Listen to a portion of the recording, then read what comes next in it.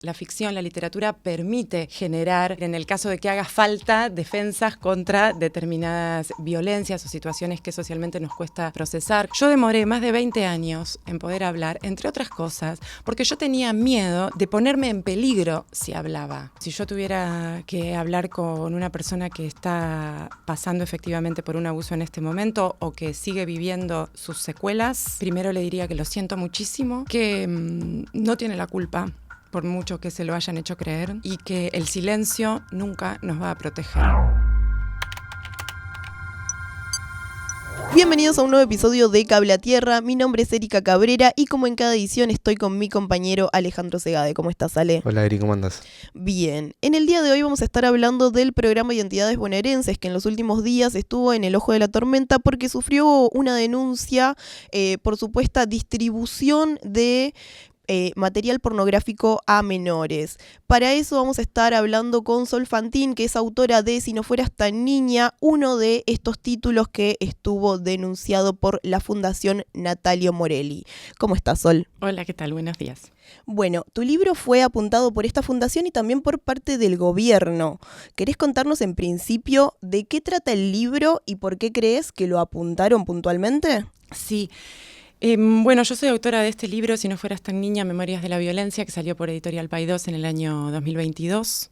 Es un libro que yo escribí, yo soy escritora, también soy docente de nivel primario, maestra de escuela primaria y profesora de nivel medio y superior en letras por la Universidad de Buenos Aires, trabajo también en nivel superior. O sea, ya tenía yo un acceso a la literatura como lenguaje, a la escritura como lenguaje, y decidí emprender la escritura de este libro como parte de una reparación de mi propia historia. Yo había sufrí abuso sexual por parte de un profesor de una institución pseudo-religiosa donde yo estudiaba filosofías de Oriente y Occidente y practicaba meditación. El proceso abusivo fue entre mis 13 y mis 21 años aproximadamente, si bien las secuelas en estos casos continúan a lo largo de toda la vida.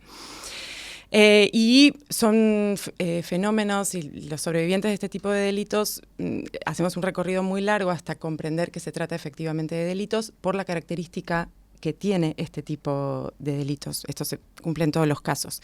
En mi caso me llevó muchos años comprender que no se había tratado mi padecimiento de un problema que yo había tenido en la adolescencia por problemas afectivos autónomos míos, sino que efectivamente yo había sido víctima de un delito.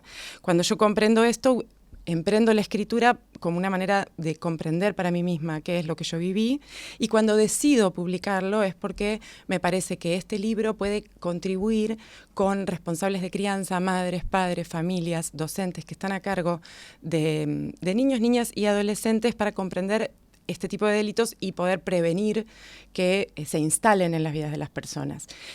Los adolescentes, sobre todo en los últimos tramos de la escuela secundaria, pero eso lo evalúa cada equipo docente, porque muchas veces las problemáticas de este tipo aparecen más tempranamente, eso depende de las comunidades escolares. Sí. Es muy importante tener materiales que permitan conversar sobre este tipo de fenómenos y comprender cómo funcionan, así como también el tratamiento de la literatura, como los otros 3 libros señalados, que son Las primas de Aurora Venturini, Come Tierra de Dolores Reyes y Las aventuras de la China Iron de Gabriela Cabezón Cámara, excelentes materiales que fueron seleccionados por un comité de expertos de distintas universidades. La literatura ofrece oportunidades de reflexión sobre el mundo, de que las personas que trabajan sobre la literatura, sobre todo en espacios educativos, a partir de edades tempranas, puedan tomar distancia, formar criterios propios. La ficción, la literatura permite generar, vamos a decir, en el caso de que haga falta, defensas contra determinadas violencias o situaciones que socialmente nos cuesta procesar, como son la sexualidad o la violencia. En un momento como el actual, donde los niños, las niñas y sobre todo los adolescentes están expuestos a un bombardeo mediático a través de redes sociales, videojuegos, distintos tipos de materiales, a mensajes que pueden resultar, pueden poner sobre la mesa tanto la violencia como la sexualidad sin el acompañamiento de un adulto. Es muy importante que la escuela tome a su cargo el trabajo de este tipo de temáticas, desde la literatura específicamente y también desde la no ficción, como es en mi caso, que se trata de un ensayo, lo que yo escribí, un ensayo narrativo. Es muy importante que la escuela o sea, en realidad que la sociedad y el colectivo que formamos a través de las escuelas se haga cargo de promover entre los estudiantes y entre los jóvenes espacios que les permitan generarse criterios propios, pensamientos propios para afrontar este tipo de fenómenos. ¿Crees que si en la escuela a vos te hubiesen ayudado a decodificar lo que te pasaba, lo hubieses entendido antes, si hubieses tenido acceso a este tipo de materiales o incluso a una ESI? Lo hubieses decodificado de una manera diferente, te podría haber ayudado a una detección temprana de lo que te estaba pasando. Por supuesto, es prácticamente la única herramienta que tenemos como sociedad para no impedir que los ataques se produzcan, porque los niños, las niñas y los adolescentes son una población vulnerable y nosotros no podemos evitar que un delincuente elabore un plan criminal y ataque a un niño, una niña, un adolescente. Sí podemos contribuir a evitar como sociedad, como adultos, a que este tipo de delitos se instalen en la vida de la persona, como lamentablemente fue en mi caso. Y para eso, las políticas públicas como la Ley de Educación Sexual Integral, la Ley 26.150, que está en vigencia a nivel nacional, es transversal a todos los niveles de la educación desde el año 2006, es una herramienta que, digamos, es una política pública que se establece la educación sexual integral para promover el cumplimiento de los compromisos internacionales que tiene el país en derechos humanos de protección de las infancias, porque este tipo de violencias muchas veces suceden dentro de las propias familias, es decir, que no alcanza, por supuesto que es fundamental la protección de la familia, que la familia puede proveer, es la primera, pero se comprueba que no es suficiente. En los casos en los que los ataques no provienen desde dentro de la familia, de todas maneras, los abusadores son personas que se ganan la confianza de la familia. Y eso hace que muchas veces, por más que la mamá, el papá, la abuela tengan la mejor buena fe de proteger a sus hijos y a sus hijas, muchas veces no es suficiente. Y es por eso que las escuelas necesitan tomar a su cargo este tipo de problemáticas. Con respecto a lo que me preguntabas de los ataques que desde distintos sectores sufren estos libros, así como otros, yo esta semana me hicieron unas cuantas entrevistas. Hubo algunas preguntas que a mí me llevó un poco de tiempo elaborar para responder, porque, entre otras cosas, porque yo, además de ser escritora y de ser docente de varios niveles del sistema educativo, yo también soy sobreviviente. Y para los y las sobrevivientes requiere un trabajo extra elaborar algunos de los conceptos de las emociones. Me preguntaban, por ejemplo, ¿qué sentiste? Fueron preguntas que yo en algunas entrevistas no pude contestar. Sí, lo que yo te iba a decir era cómo te sentiste primero al ver que hubo una denuncia penal por un lado y después que desde el mismo gobierno te estaban atacando y estaban atacando tu obra. Bien, con respecto a esto, ya estoy en condiciones de decir algo. Y es que la política de gobierno no es mi campo profesional, no es el campo en el que yo tengo una palabra autorizada. Por supuesto que yo como ciudadana tengo mis posiciones tomadas, es lo que me corresponde como ciudadana, es mi obligación. Pero cuando yo soy entrevistada por un medio como referente, me parece muy importante que yo me atenga al área en la que yo he desarrollado mi formación y mis prácticas profesionales, porque es en esa área donde yo puedo aportar una palabra autorizada, que son la educación y la literatura, como decía. Y me parece muy importante que como sociedad entendamos que hay algunos asuntos que no pueden quedar ligados a una política partidaria de gobierno.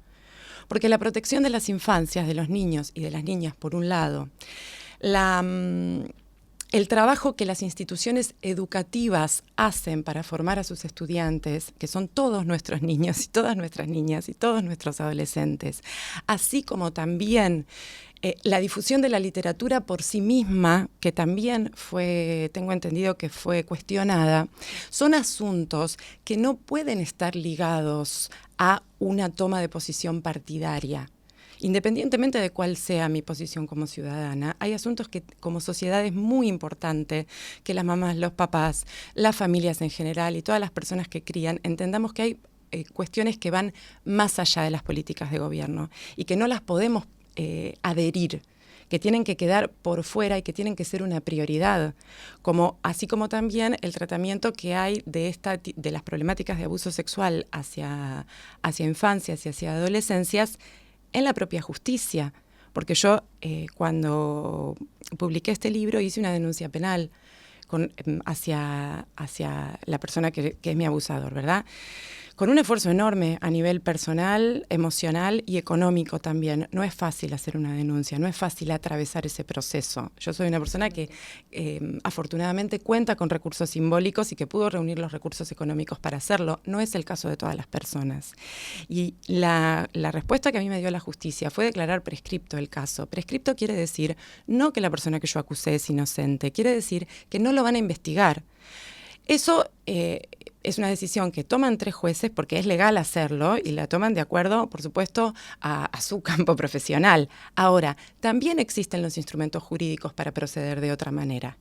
Y la justicia toma una decisión en ese sentido. Entonces, a mí me parece importante, más allá de que a mí no me dejan tranquila las penas previstas, desde mis convicciones de la defensa plena de los derechos humanos de todas las personas, incluidas las personas presas, a mí no me dejan tranquila las penas previstas. Sin embargo, sí considero que debería haber una condena firme y pública respecto de este tipo de problemáticas. Entonces, digo, para a todas aquellas personas que están interesadas en la protección de los derechos de los niños, las niñas y los adolescentes en sentido integral, quizá debería que poner una mirada también en las otras instituciones de la sociedad y qué respuesta nos están dando como sociedad o qué recursos podemos darnos colectivamente para responder a estas problemáticas y para cumplir con lo mínimo que les debemos a nuestros niños y niñas. Yo me quedé pensando en lo que decías de que preferís o que abordás el tema desde tu lugar de docente, de tu formación como docente. Entonces, lo que pienso es qué se le puede contestar no a los políticos, a los dirigentes que hablaron del tema, sino a aquellos padres que tal vez expresan una preocupación legítima o genuina acerca del contenido, independientemente del contenido, sino del lenguaje o de la preocupación que tengan respecto de los libros que leen sus hijos en las escuelas. Sí, la respuesta viene por 2 vías. Por un lado, entender que la literatura, la buena literatura, sea hay un comité de expertos que ha decidido que estas obras son valiosas literariamente, culturalmente hablando, pero no solamente estas que son contemporáneas, sino toda la historia de la literatura, empezando por la mitología griega, digamos, si vamos a miles de años atrás. Yo mencionaba en la carta pública que publiqué... Sartre. Mencionaba a Sartre, mencionaba uno de los textos fundantes de nuestra literatura nacional, como es El Matadero de Esteban Echeverría, pero los ejemplos se pueden multiplicar. La literatura no elude los temas complejos, ¿sí? No elude los temas que nos incomodan. Y la literatura no es un modelo a seguir, hay un modo específico de leerla, que es un distanciamiento.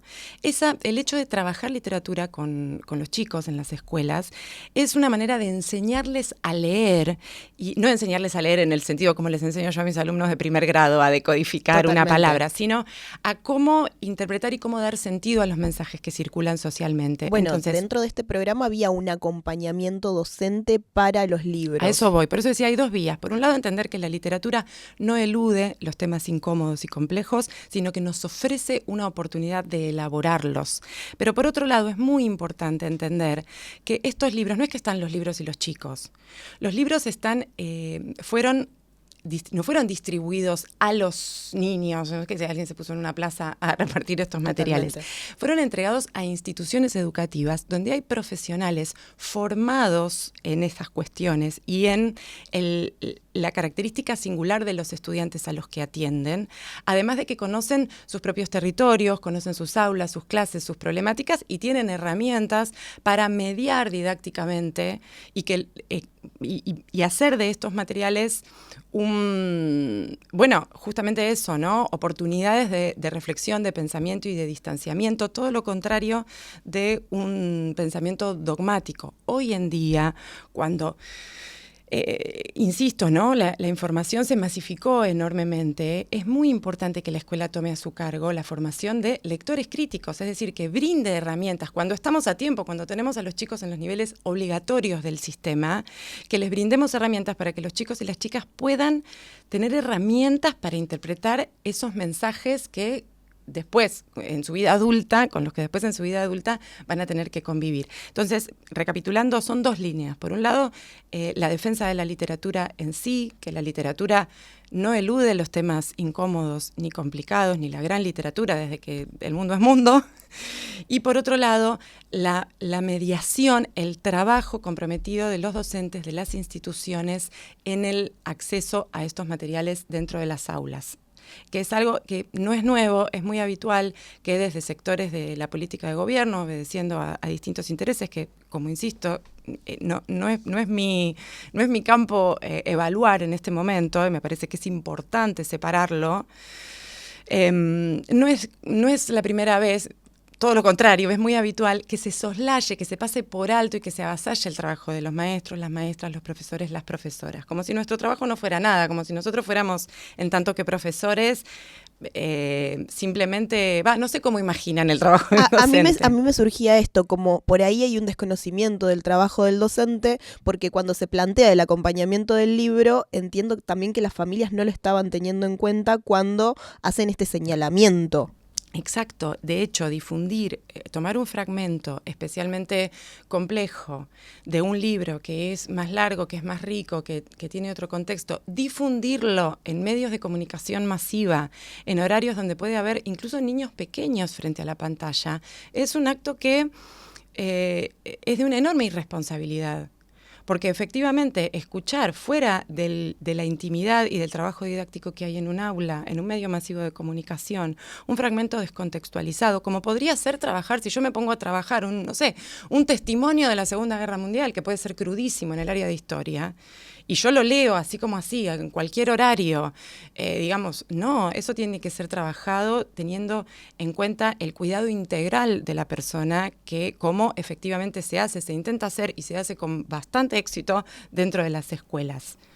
¿Qué crees que le aporta o qué dirías que le aporta tu obra al programa de identidades bonaerenses? Mirá, en primer lugar quiero decir que mi libro fue, como decía, seleccionado por un comité de expertos. A mí me sorprendió gratamente porque evidentemente han encontrado un valor no solamente en lo que yo cuento en tanto que sobreviviente, sino en los recursos literarios, tanto el ensayo y la no ficción también forma parte de la literatura, y en los recursos literarios, el valor que tiene el libro para, respondiendo específicamente a tu pregunta, yo hice un esfuerzo enorme por tratar de desarmar las estrategias que los abusadores despliegan para poder apoderarse de sus víctimas, porque el fenómeno de abuso sexual no es el abuso sexual que se produce en un callejón oscuro a la noche por la violencia directa cuerpo a cuerpo, sino que hay un trabajo sobre la subjetividad, sobre la conciencia, sobre las creencias y los afectos de las personas. Entonces, eso que a mí me llevó tanto trabajo desarmar, decidí compartirlo y me parece que aporta elementos para prevenirse y para poder salir también de situaciones potencialmente abusivas o abusivas de hecho.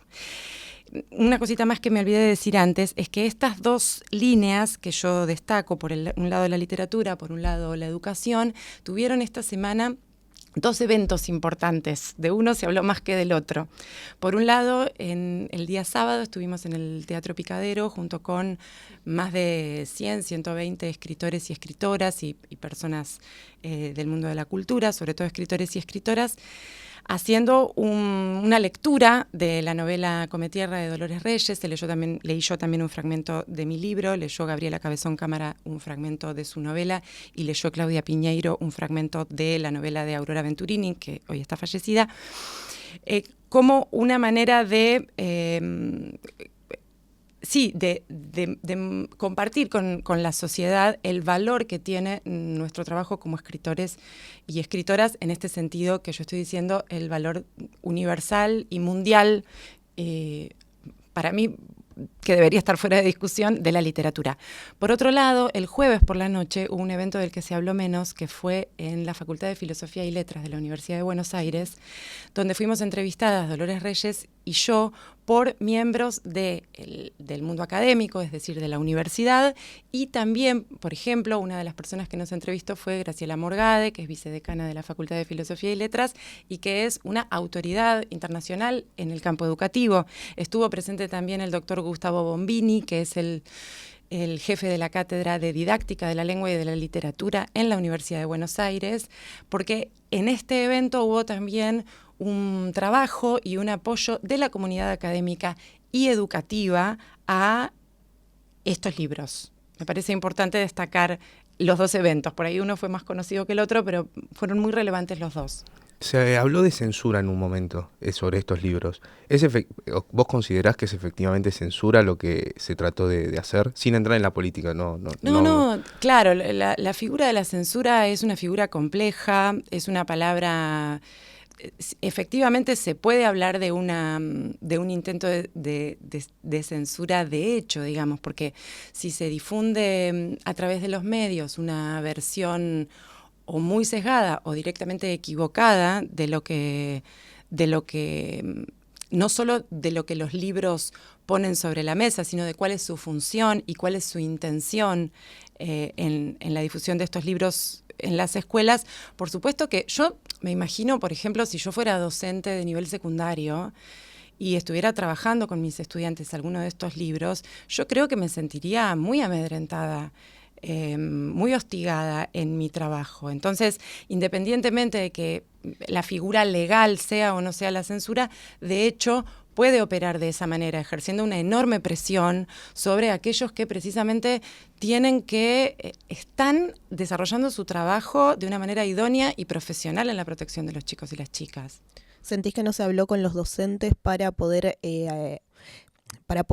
ir hacia el tema y se hizo un recorte sesgado de todo lo que trataban los libros en particular dentro de los medios? Vos también tratás los medios dentro de tu carta. Sí. Bueno, me parece que esto lo dije en una entrevista que me hizo Página 12 en ocasión del evento del sábado en el Picadero. Me parece que el tratamiento que hacen muchas veces sesgado o a veces directamente engañoso de los medios de comunicación no es nuevo ni está limitado a esta temática. Y me parece muy importante, sobre todo en este momento, en una sociedad tan compleja, donde convivimos personas tan diferentes, con ideologías diferentes, es muy importante que como sociedad exijamos un periodismo profesional que se responsabilice de los mensajes que transmite. Porque yo me imagino una persona que está todo el día trabajando, criando a sus hijos, prende un ratito la televisión o la radio para enterarse de lo que está sucediendo y escucha una información que es falsa, sea en esta temática o sea en otra temática. Y esa persona por ahí tiene pocos elementos, porque no tiene ni el tiempo ni otros recursos necesarios para ir a chequear si esa información es verdadera o no. Entonces, el daño que se hace a través de los medios cuando se difunde una información engañosa es muy grande.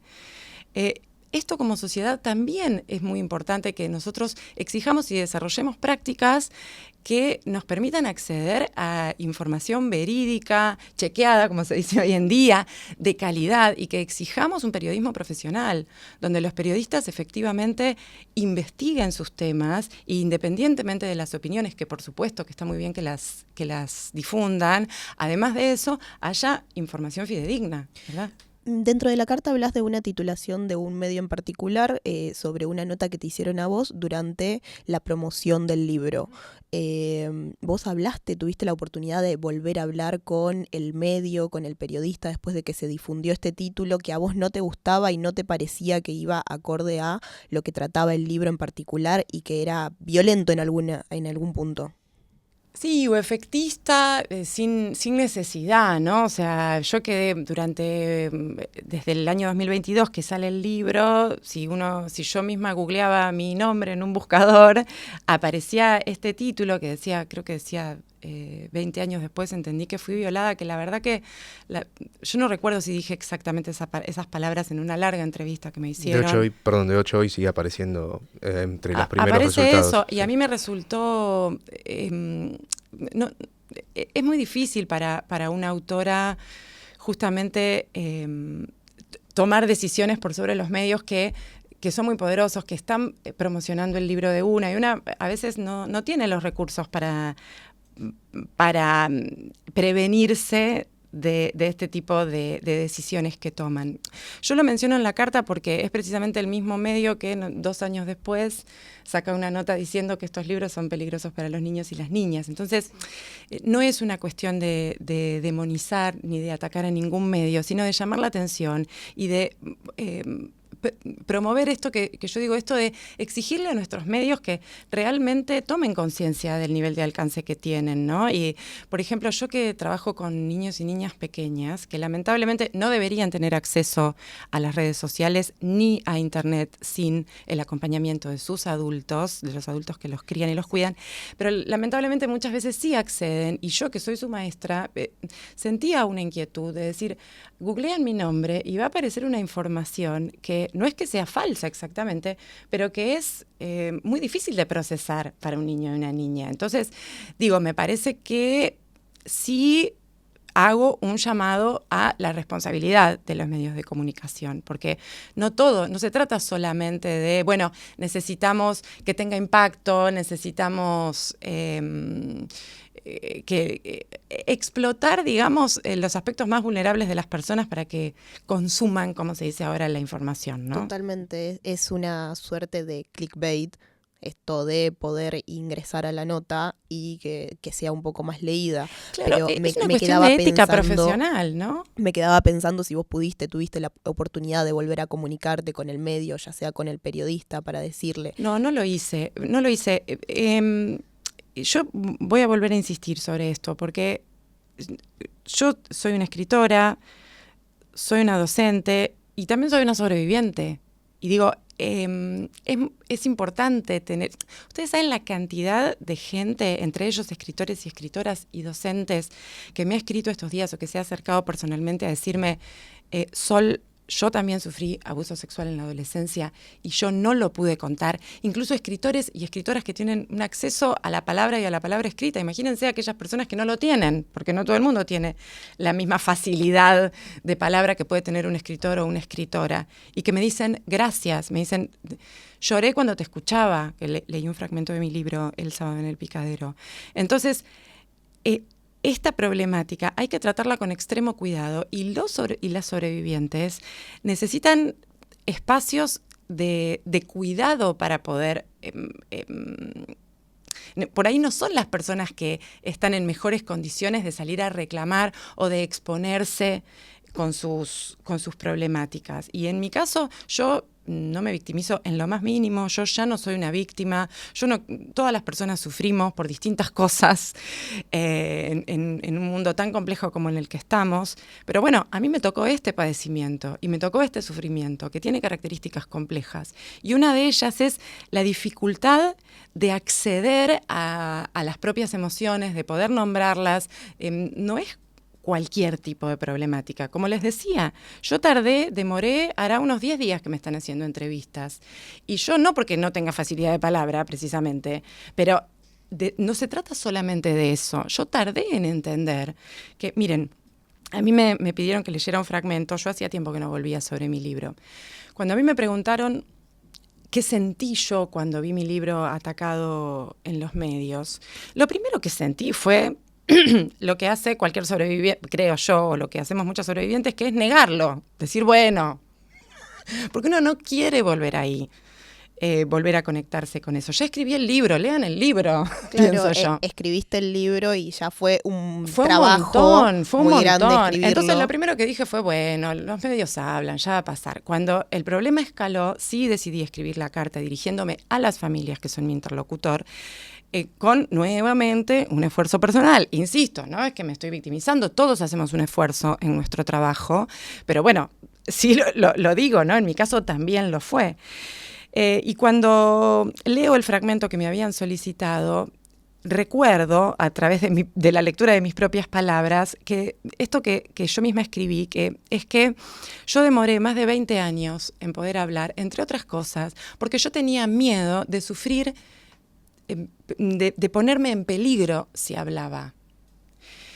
Y el hecho de sentirme señalada y que se dijeran cosas que no corresponden sobre lo que yo escribí, sobre las intenciones que yo tuve cuando escribí esto, era un poco como ver realizado ese peligro, como decir, yo superé, salí del infierno, lo superé, pude hablar al respecto, pude hacer un gesto de cuidado,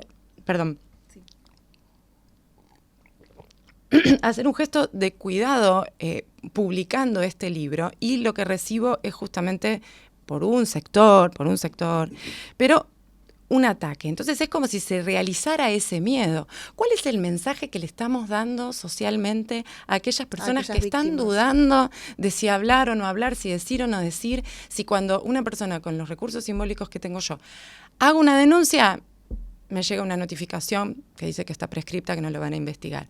Hago el esfuerzo de escribir un libro, de publicarlo, y me dicen que yo estoy atacando justamente aquello que quiero proteger. ¿Cuál es el mensaje que le estamos dando a los y las sobrevivientes? Entonces, esto es lo más preocupante. ¿Y cuál es el mensaje que das vos a las sobrevivientes? Más allá de tu libro, me refiero, que ahí pudiste poner en palabras y 20 años después te animaste a hacer una denuncia que bueno, terminó como nos contabas recién.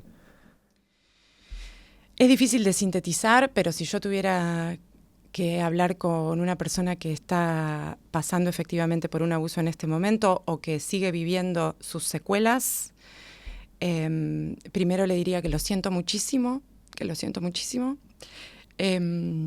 la abrazo, que no tiene la culpa por mucho que se lo hayan hecho creer y que el silencio nunca nos va a proteger. Gracias, Sol. Muchas gracias. A ustedes.